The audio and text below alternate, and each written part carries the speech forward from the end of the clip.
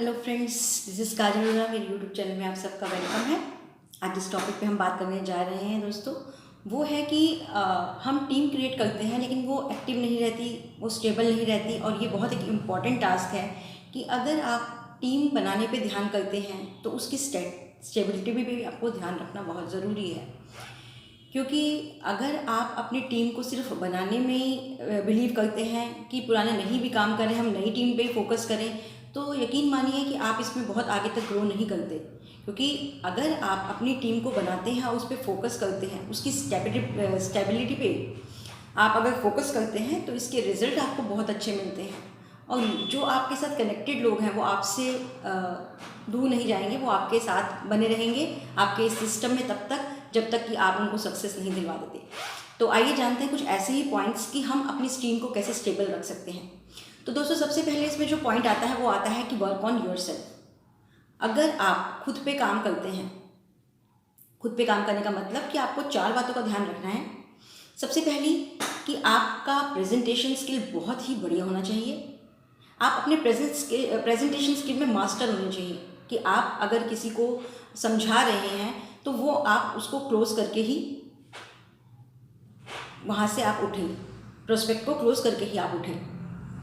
तो आपका presentation skill जो है वो इतना बेहतरीन होना चाहिए, इतना सॉलिड होना चाहिए कि इसका इम्पैक्ट नए बंदे पे तो पड़ता ही पड़ता है, जो आपके साथ कनेक्टेड हैं ऑलरेडी टीम में, उस पर भी उसका इम्पैक्ट अच्छा पड़े और आपसे वो लर्न कर सके।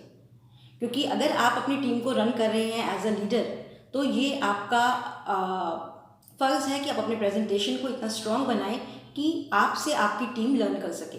अगर आपका प्रेजेंटेशन स्किल बढ़िया नहीं है तो यकीन मानिए कि आपकी टीम भी उसी तरह की क्रिएट होती चली जाएगी जिसका कोई आपको प्रोडक्टिव नहीं मिलेगा। तो सबसे पहले अगर हम अपने ऊपर काम कर रहे हैं तो सबसे पहले हमें यही करना है कि हम अपने प्रेजेंटेशन स्किल को बहुत ही स्ट्रॉन्ग बनाना है। दूसरा आता है कि आपका कम्युनिकेशन स्किल। आपको दोस्तों इसमें अपना कम्युनिकेशन स्किल इतना बेहतरीन बनाना है कि आप जब भी बोलें, जितने भी लोग आपके साथ बैठे हैं, आपको सुन रहे हैं, वो आपके साथ कनेक्टेड हो और आपकी बात को अच्छे से समझ सके। जो भी आप उसको डिलीवर कर रहे हैं उसको वो अच्छे से समझ सके। तो इस पर काम करना भी बहुत ज़रूरी है, क्योंकि कम्युनिकेशन स्किल अगर स्ट्रॉन्ग नहीं होगा तो बात आगे नहीं बढ़ती। तीसरा आता है कि आपका ड्रेसिंग सेंस। आपको कभी भी मीटिंग के लिए कहीं भी जाना है तो आपका ड्रेसिंग सेंस जो है वो पावरफुल होना चाहिए। क्योंकि आपकी जो फर्स्ट जजमेंट की जाती है वो आपकी ड्रेस से ही की जाती है। सेकंड, जब आप बोलते हैं, आपका कम्युनिकेशन स्किल, आपके बोलने के तरीके को नोटिस किया जाता है, लेकिन सबसे पहला जो नोटिस किया जाता है that is your dressing code. तो it must be very very powerful. तो जिस तरह से आप अपना ड्रेस कोड रखेंगे वैसे आपकी टीम भी अपने ड्रेस कोड को रखेगी और एक टीम ऐसी लगेगी कि बढ़िया वाली, पता लगेगा कि हाँ जी कोई टीम आ रही है। एंड लास्ट वन इज़ कि आपको अपना जो रिलेशन बिल्डअप है उस पर बहुत ज़्यादा अटेंशन देनी है। कि आप ठीक है किसी को ज्वाइन करवाते हैं तो इसका मतलब ये नहीं कि आप उसको भूल जाएं, सिर्फ महीने में एक आधी बार कॉल करें और आपका जो है मतलब जो है वो ख़त्म हो गया, आपने अपना रोल प्ले कर लिया। ऐसा नहीं होता दोस्तों। अगर आप अपनी टीम को कनेक्टेड करते हैं अपने साथ और चाहते हैं कि आपकी टीम एक लंबे समय तक आपके साथ बनी रहे, तो उसके लिए ज़रूरी है कि अपनी टीम के साथ आपकी कनेक्टिविटी रहनी चाहिए, उनके साथ आपका रिलेशन बिल्डअप रहना चाहिए। जो नए लोग हैं उनका भी आपके साथ रिलेशन जो है वो बिल्डअप रहना चाहिए। और ये किस तरह से बिल्डअप रह सकता है दोस्तों? अगर आप फॉलोअप करें, आपने अपनी टीम को अपने साथ कनेक्टेड किया, नए लोगों को भी कनेक्टेड किया, लेकिन अगर आप उनके साथ फॉलोअप नहीं करते तो आपका किया कराया सब धरा रह जाएगा। तो ज़रूरी है कि अगर आप अपनी टीम क्रिएट कर रहे हैं और चाहते हैं कि वो आपके साथ स्टेबल रहे एक लंबे समय तक, तो उसके साथ फॉलोअप ज़रूरी है। फॉलोअप का मतलब ये नहीं आज के टाइम में हम करते हैं टेक्स्ट कर दिया तो हमारा काम ओवर, ऐसा नहीं करना। आपको अपनी रिलेशन को बिल्डअप करने के लिए कॉल ज़रूर करना है, वीडियो चैट पे भी बात करनी है। रोज़ नहीं कर सकते तो हफ्ते में 1 से 2 बार ज़रूर करें। आप देखिए आपका जो आपकी टीम के साथ रिलेशन है वो बढ़िया बिल्डअप होता है। आप सिर्फ यहाँ पे काम नहीं कर रहे, आप एक अच्छा रिलेशन भी यहाँ पे डेवलप करते हैं। तो ये बहुत ही इम्पोर्टेंट पॉइंट है कि अपने ऊपर आपने काम करना है, जिसमें 4 बातें हमने बोली कि आपको अपना कम्युनिकेशन स्किल बेटर करना है, अपना ड्रेस कोड बेटर रखना है, आपको अपनी प्रेजेंटेशन स्ट्रॉन्ग रखनी है और आपको अपना रिलेशन बिल्डअप जो है वो स्ट्रॉन्ग रखना है। तो उसके बाद हम फॉलोअप भी बताया मैंने आपको कि इसके बाद आपको ये सब काम करने के अलावा अगर आपने फॉलोअप नहीं किया तो आपका पहला किया हुआ सारा काम ज़ीरो हो जाता है। देन आता है कि आपको अपनी personal meeting, personal seminars, personal training system आपका होना चाहिए, क्योंकि कोई भी अगर ज्वाइन करता है तो उसके लिए फ्रंट फेस आप हैं, बाद में आपके थ्रू किसी को जानेगा। तो आपका अगर खुद का ट्रेनिंग सिस्टम है तो आप अपने ट्रेनिंग सिस्टम से अपने टीम को अच्छे से एजुकेट कर सकते हैं, क्योंकि आप अगर ऑलरेडी अपने अपलाइन के सिस्टम में उनको एनरोल करते हैं तो उससे क्या होता है दोस्तों, ट्रेनिंग सिस्टम जो उनका चल रहा होता है वो उनके बिहाफ पे चल रहा होता है, आपके प्रोस्पेक्ट की नीड के हिसाब से नहीं चल रहा होता। तो आपके प्रोस्पेक्ट की नीड के अकॉर्डिंग अगर आप कुछ डिलीवर कर सकते हैं तो वो आपका खुद का ट्रेनिंग सिस्टम है।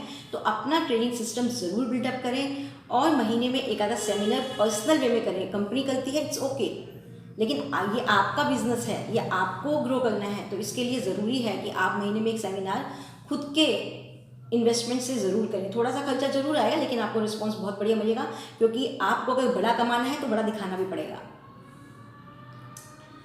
इसके अलावा अगर आप अपने कोई भी टीम में कमिटमेंट करते हैं तो उस कमिटमेंट में आप बिल्कुल परफेक्ट रहें। अगर आपने कमिटमेंट दी है कि मुझे इस काम को इस डेट तक कंप्लीट करना है और अपने टीम के लोगों को वहाँ तक ले जाना है जहाँ तक आपने उनके गोल सेट किए थे, तो उस कमिटमेंट को आप पूरा करने के लिए जी जान लगा दें। आप उनको समझाएं कि किस तरह से हम एक रोड मैप को रेडी करते हुए अपने अचीवमेंट्स को एक डेडलाइन जो हमने दे रखी है उस तक अचीव कर सकते हैं। तो ये तभी होगा जब आप भी अपनी बात पे कमिटेड रहेंगे कि अगर आपने कह दिया कि मुझे इस काम को इस डेट तक कंप्लीट करना है तो आपकी टीम भी वही फॉलो करेगी।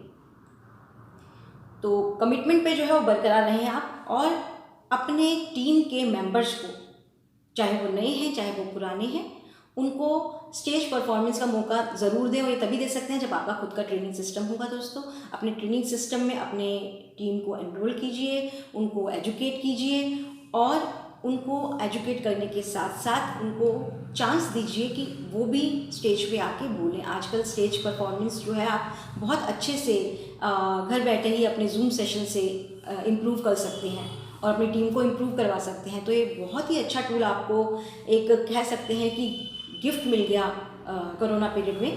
तो इसको आप बहुत बेहतरीन तरीके से यूज़ करके अपने खुद के स्किल्स को, अपने कॉन्फिडेंस को बहुत ही तरह बिल्डअप कर सकते हैं।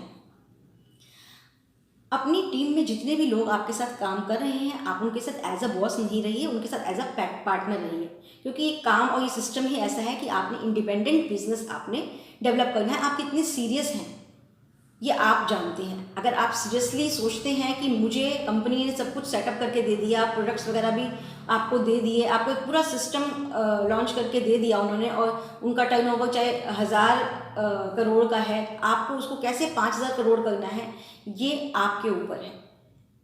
अगर आप सीरियसली सोचते हैं कि ये बिज़नेस मेरा है, इसको इंडिपेंडेंटली मुझको आगे बढ़ाना है, तो दोस्तों आप ज़रूर इसके अंदर सक्सेस पाते हैं। और अपने जितने भी टीम मेंबर्स हैं उसके साथ आप एज ए पार्टनर की तरह अपने रिलेशन को बिल्डअप करते हुए, बिजनेस पार्टनर बनते हुए आगे बढ़ें। बॉस वाली जो फीलिंग है ना खुद में लाएं ना अपनी टीम में लाने दें। लीडर्स की तरह रहें, एक दूसरे को एजुकेट करें, क्योंकि टीम वर्क का मतलब यही होता है कि जहाँ आप स्लो हो रहे हैं तो दूसरा आपको पकड़ ले, और दूसरा अगर स्लो हो रहा है तो पहले वाला उसको पकड़ ले।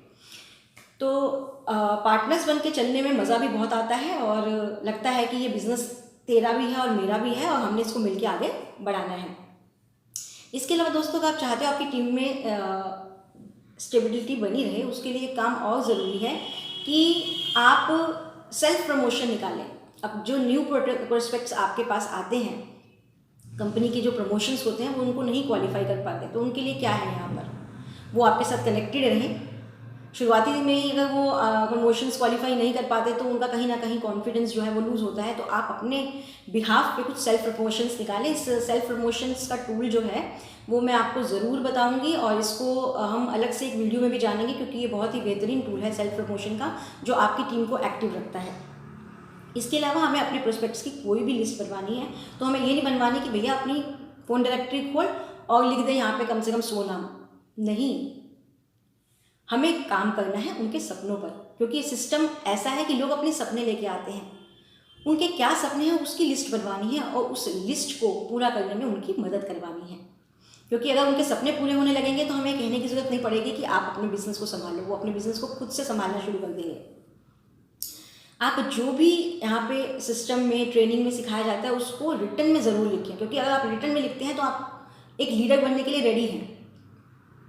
आपको आपकी टीम के बारे में भी पूरी नॉलेज हो, इसके लिए आपके पास रिटन में सब कुछ होना चाहिए, ताकि आप अपने टीम के हर मेंबर की किसी भी तरह की परेशानी को इजीली समझ सकें और उसको सॉर्ट आउट करने में उसकी हेल्प भी कर सकें। इसके अलावा हमें इस चीज़ पे ध्यान नहीं देना कि भैया खरीदो, बेचो और जोड़ो। सबसे पहले आपका रिलेशन बिल्डअप होना अच्छा है। आप एज अ बिजनेस पार्टनर यहाँ चल रहे हैं, अगर ये चीज़ें चल रही हैं, उनको एजुकेशन मिल रही है, तो ऑटो मोड में आपको कहने की ज़रूरत नहीं है, ये सब काम अपने आप होते रहेंगे दोस्तों। तो ये कुछ पॉइंट्स थे जो आपकी टीम को स्टेबल रखने में, एक्टिव रखने में बहुत हेल्पफुल रहेंगे दोस्तों। अगर आपको लगता है ये वीडियो आपके काम का है और इससे आप दूसरों की हेल्प कर सकते हैं आप उनकी टीम को एक्टिव करने में, तो इसको प्लीज़ ज़रूर शेयर कीजिएगा। और अगर मेरे वीडियोस आपको अच्छे लगते हैं तो उसको लाइक करें और मेरे चैनल को सब्सक्राइब करें। Thank you so much for watching my channel.